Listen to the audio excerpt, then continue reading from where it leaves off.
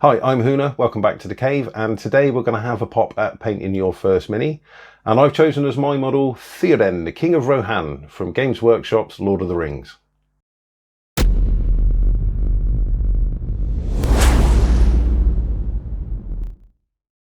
So before we get started painting your first mini, I think there's a couple of things I'd like to mention.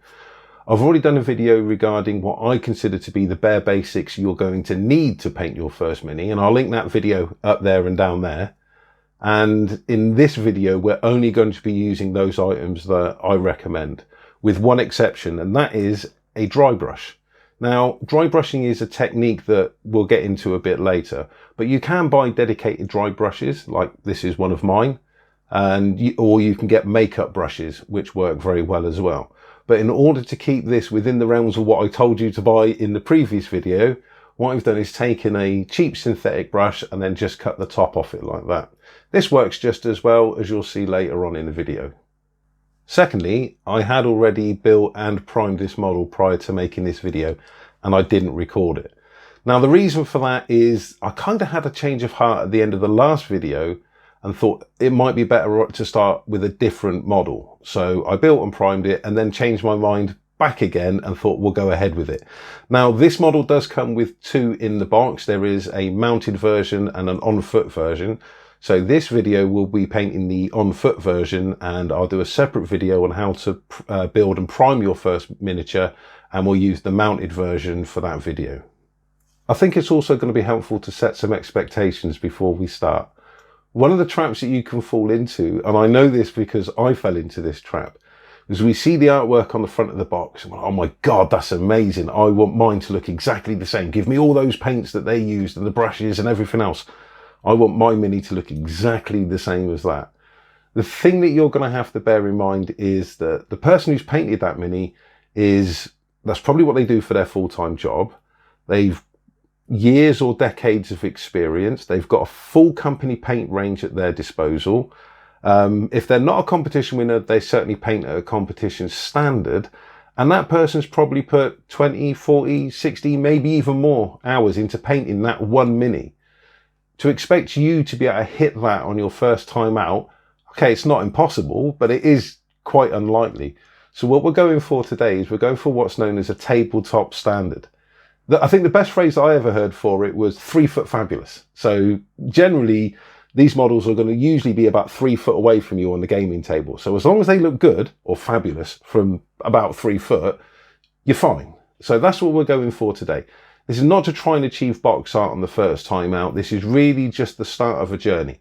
First time you put paint on a model. So this is actually my first model. Now I've kept this so that when later on down the line, I think that my painting has plateaued or I'm not improving, I can take this first model that I've painted, compare it to the last one that I've painted, and just see how far I've come. Now, the latest models that I've painted probably aren't competition winners either, but I'm fairly certain that you can agree they look better than the first model that I painted. And you've got to remember that the person who painted that cover art, somewhere in their history, is a miniature that looked like that first one. Obviously, you're going to need some paints to paint your mini. Now, this is where it's going to start to potentially get a little bit on the pricey side. If you know somebody who's already paints, then arrange a session with them and hopefully they're going to let you use their paints for free. But if not, and you need to buy some, then buy some paints that are specifically designed for minis. The craft paints that you get at your local craft store, even though they might be acrylic and not designed for minis, they're not going to do a very nice job. You need to buy paints that are specifically designed for miniatures. Now, if we look at the Games Workshop website, this is what they recommend that you purchase in order to paint this model of Theoden, King of Rohan. Now, there's 18 pots there. It comes out to about 60 quid, which, okay, it's a little bit on the steep side. You don't actually need to buy that many paints for your first time out. I think we can achieve a really nice standard with about half the paint. So I think about 8 pots of paint comes out to about 30 quid. And I think with that, we're all good. Something else that you're going to find useful when painting any miniature, whether it's your first or 100th mini, is having reference pictures. Now, this could be the box art, it could be a screenshot from a video game, it could be a picture in a magazine. For this model, I did a quick Google search and found this image by Robbie McSweeney on Deviant Art, Robbie's an absolutely fantastic artist, and I will post a link to the rest of his work down below. Now, having a reference picture doesn't mean to say that you have to copy it exactly. I'm not going to copy this exactly, I'm just using it for inspiration. It's finally time to get some paint on the model. So what we're going to do is we're going to start off with dryad bark, and we're going to use that to paint the helmet, the chest piece, the thigh plates, the boots and the shield. With those all painted, we're now going to move on to lead belcher for the chainmail skirt and the sword. Once those colours have dried, we're going to give them a nice coat of Nuln Oil. Now, Nuln Oil is a very thin paint known as a shade or a wash.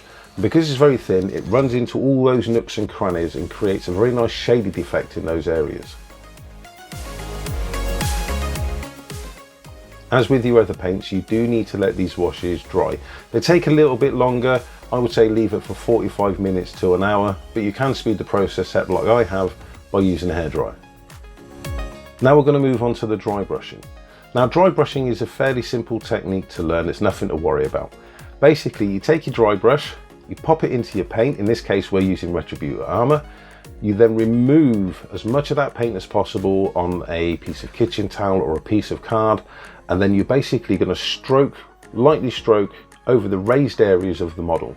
This will deposit the remainder of the paint onto those raised areas and create a nice highlighted effect. And as you can see from this model, it's quite an amazing transformation.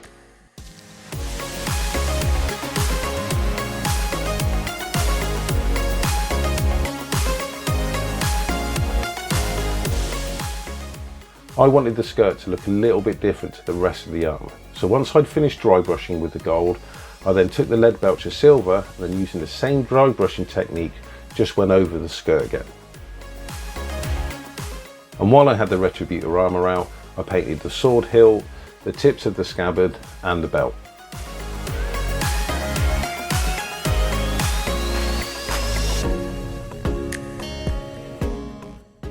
Once I had the dry brushing looking the way that I wanted, I then moved on to painting the inner skirts, the shirt and the scabbard in corn red. I then moved on to the skin using a mixture of Kislev flesh and corn red. Now, having looked at this in the edit, I can say that it definitely wasn't that colour when I put it on. I'm still learning how to use the cameras and the lighting and everything else, but it definitely wasn't that like bright pink when it went on there, but it is what it is. I'll learn as we go.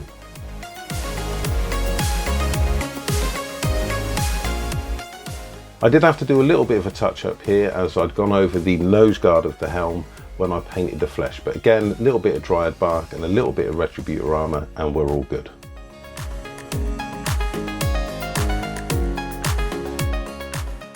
I use a little bit of Celestia Grey for the beard and the hair poking out the back of his helmet.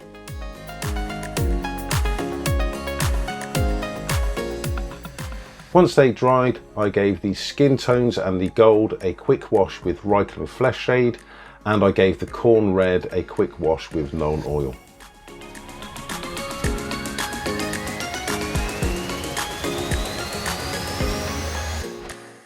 I gave the base a quick coat of dryad bark, and the rock that his foot is on, I gave that a quick coat of Celestia Grey.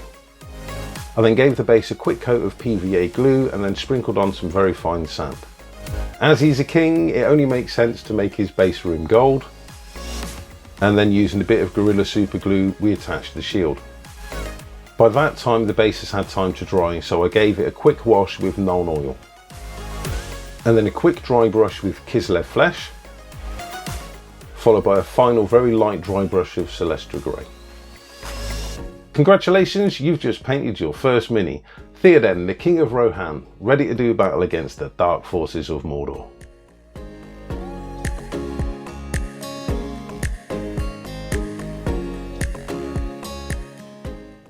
All that remains is for me to say thank you for watching.